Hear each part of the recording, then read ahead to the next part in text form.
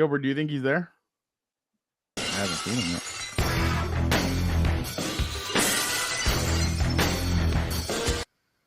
Here I am, the dead out of hurricane. Gilberto, I know what you were thinking. You were getting set up, setting up your laptop, turning on the lights. It was that brief moment of silence before you go live. You were thinking to yourself, you put your hands together, something you rarely do, and you looked up. Good one. The day that Daygo goes back, he said, "Whoa, Gilberto." You said, "No, it's Gilberto," and he said, "It doesn't matter." Let me tell you something. Why are you so red? That's what he does. That's what he does. It doesn't matter. It doesn't matter because you are about to go one-on-one with the great one, guy. Yeah. You're picking the Chargers to lose to the Raiders, really? To the Steelers, really? I'm not the one having them 14-3. 14-3. You're a danger Russ guy? Is that what you think? No, Justin Fields. It doesn't matter what you think. You can't really be serious there with 14-3, right? No, I said 10-7 at the worst. 10-7. They'll get 10. At the worst. The thing is, I don't think they're gonna trade. I don't think they're gonna split with the Broncos or the Raiders. I don't think they have a lot. And I know they always kind of stumble in Denver too. I know they're a terrible roster. But again, this is where I'm getting at. It's Jim Harbaugh. He's gonna kick someone in the ass before he tries to let one of them try and piss away a game of his. And the other thing is too, I have him beating the Steelers. I don't think the Steelers will have anything. They can't score points. I like the Chargers more to score points. And you got the mental midget out in Arizona. You think I'm worried about that? By the way, did you hear that there was this ain't the Wizard of Oz, guy. There's no yellow brick road on the way down. Did you hear that there was already tension between Kyler Murray and Marvin Harrison Jr.? Good. I have video of it. Do you want to see it? Good. Okay. Bring it up. What do you have? Satire. Kill me, will you? By the way, hold on. Look at my shirt. You see this shirt? That Drew McIntyre? Right. Part of my Scottish heritage. What's on the tombstone? CM Punk main event WrestleMania moment 23-24. Those are two guys I don't care about, by the way. CM Punk and Drew I don't McIntyre. think he's been good either since he's been back. Look at that, some common ground. Look at that. You see how we can find some. CM Punk gets hurt more than Joey Bosa, but yeah. Oh, there he is. Who's this guy? Really? Really? Are you kidding me? This is why this organization will never win a Super Bowl in my lifetime. That is. Who cares? They're so irrelevant. That's kind of bittersweet for Dan, seeing Chiefs be stupid, but also get it right. No, but I mean, you're talking about help. I forgot what you said. Help or whatever. Yeah, you play every day of the week, pretty much. After 3 Super Bowls, who gives a rat's ass? Let them play every single day. 3 games in 11 days too. Who cares? Let them play 4 and 5 days. Oh, Gilbert, did you hear? People started, Dan. There we go. Did you hear what happened in Brazil, Gilbert? This lady took her uncle. Willie. Did you see dead guy? You're talking about the dead guy? Yeah. So this lady took her. She wanted to get her insurance claim on her uncle. Don't even put. And she took him there to look. Watch him, Gilbert. No. Why would you? Yeah, it's gross, dude. Honestly, she took her uncle to go get his insurance claim. Yeah, uncle's dead. Yeah, people are just. Wait, what? That's a real. Yeah, she tried to get him. She tries to get him to sign. She tries to get him to sign. Yeah, that's a corpse. Yeah, no, that's a corpse. Whoa. Yeah, that is. Look, she grabs her hand. Grabs his hand. People are recording this. Yeah. It's proof. Yeah, that is. And he's telling him that he's just sick. That he's a little pale. Oh yeah. That's why he's turning yellow, dude. That is weird. Yeah, that's not in Brazil. Yeah, Brazilian. Dan, by the way, we really missed you because I have a lot of stuff. We've been here for 90 minutes already. I could tell because a certain prayer went up today. Now you want to cut Dan and Daygo short? What the hell's going on? It's not my fault you didn't show up the last 2 weeks. Oh yeah, I heard your dumbass last week. He's on vacation for 2 weeks. Where the hell was my vacation? You were commenting. You could have been on the show. I must have missed the flight.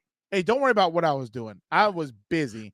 I had a lot of grown man shit I had to deal with. Don't you worry about that. Gavin Gould, you're obviously our Colorado Buffs expert. Listen to what Gavin Gould said about Shedeur Sanders. Mentored you, or he helped you in a way, or do you feel that wasn't the case? Not a second. The second I came in, he told the coaching staff that I would never have a chance to be the backup quarterback, and then he would never coach me. I sat there and watched him talk to the other 4 quarterbacks all spring. What are you doing in this play? What are you reading here? You should read it this way, do this and that. And he was completely mute to me. I was talking about Deion. I don't know if it's the bad blood that we had last year, because we had something individual going on, and I called him out for it inside of our own room. No, he's talking about Shedeur. Oh, man to man with him, and he got real defensive with me in that conversation back then. So basically, that's what that guy said, right? Yeah. So here he goes. No, it's always Shedeur thinks it's WWE. Here comes Shedeur, and he says, he goes, I learned sometimes you got to take the high road. At G Cold, I'll spare you this one time. And then he goes, y'all just interview anyone that leave from Colorado just to get a negative look on the program. And so then obviously Gavin responded, and he goes, bro, at Shedeur Sanders, what high road? What are you talking about? Spare me. So there's been a lot of weird stuff going on. Not just that, but so Deion came out, and or some guy came out, some guy that already left. He comes out and he says this about Deion Sanders. He says, I was actually getting mad, like tears coming down my eyes, because, bro, you never even tried to get to know me, Xavier Smith. And then he goes, he was destroying guys' confidence and belief in themselves. The way he did it, it could have been done with a little bit more compassion.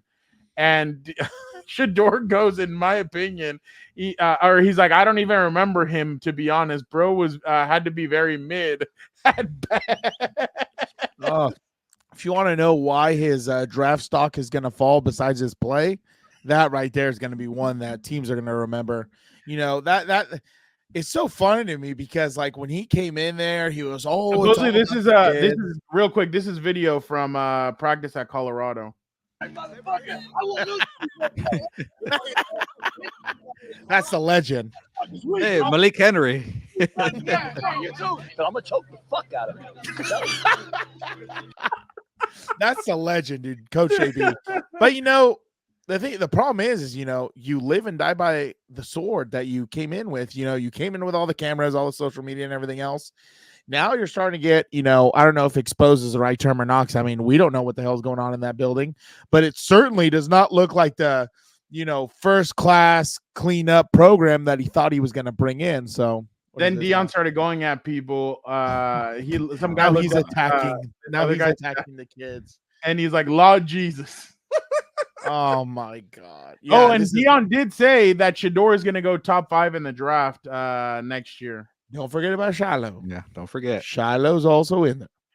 I think it's gonna be bad this year. But we'll see. Question, Dan, how would you react if you see one of your former players ripping the way you coach, but then you have one of your current players talking crap about him on Twitter? He's defending you, but he's adding fuel to the flame. I'd be pissed at my current player, because that's the thing, right? As coaches, we're grown men. What do I care about someone's opinion? I had something, I don't care about people's opinion of me. I care about what the people do in the program. If he's out of the program and he wants to trash it, I don't have to defend myself. My body of work should speak for it itself. Like, I'm not worried about being in the headlines, being liked in the media, being liked in, social media and all that, all up in the videos. Hey, and you saw some videos he was on, and you do not want to be all up in there, dude. But you know what I'm saying? Like, that's my thing. Like, if he was confident in the body of work he's doing, he would tell Shedeur to shut up. He would tell Shiloh to shut up if he's talking, or whoever. Don't forget about Shiloh. No, you can't. You can't forget about Shiloh. And, don't forget about Deion Jr. He runs a very successful media company that, basically only features Colorado stuff and with his dad and all that. But, I mean, he's grinded. He's putting in the work. Don't you forget about that. But But yeah, no, like if I was in Deion's, position, his resume should speak for itself. Turned around Jackson State program, got him, I think, to a bowl game where they won the league or something. I wasn't following it that closely. Now he's at Colorado D1. They got more wins in the first 4 games than they did all last season, trying to build it back up. And it's like, if your goal is to build it into a powerhouse where you can challenge for national championships, why are you getting lost in the weeds, talking on social media against former players and everything else? Like, it doesn't matter what people say. They know what the brand is. They know what Deion is. Like, you're bigger than getting into petty fights and this and that on social media. So that would be my take on it. Yeah. No, and that's the problem too, is that everybody's going to look at all that stuff and they're going to be like, do we actually want to draft him?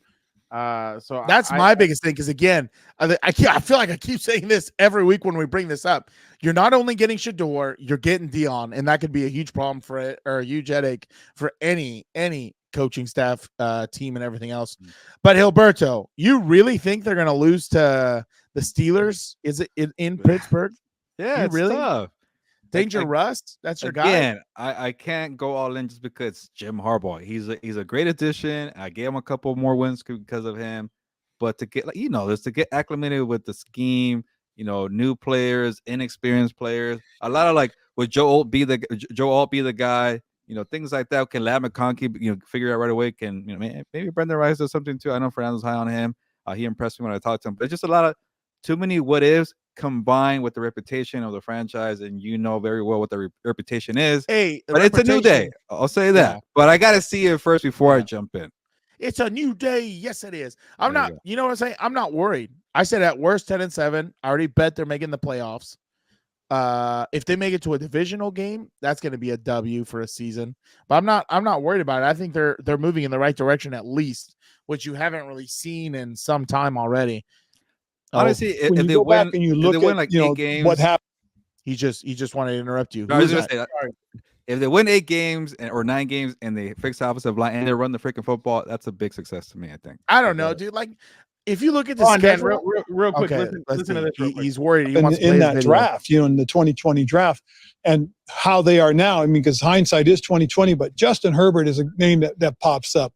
That you think about. Here's a prolific style passer who's really shown everybody what he's capable of, more so than anything else. And so, being hindsight, yeah, that's a guy you could go back and say, hey, I'd love to have that guy. But again, we drafted Chase because we believe this was a guy that could help impact the team from his defensive position. And again, as I said, he did do that his rookie year. So everything we thought we.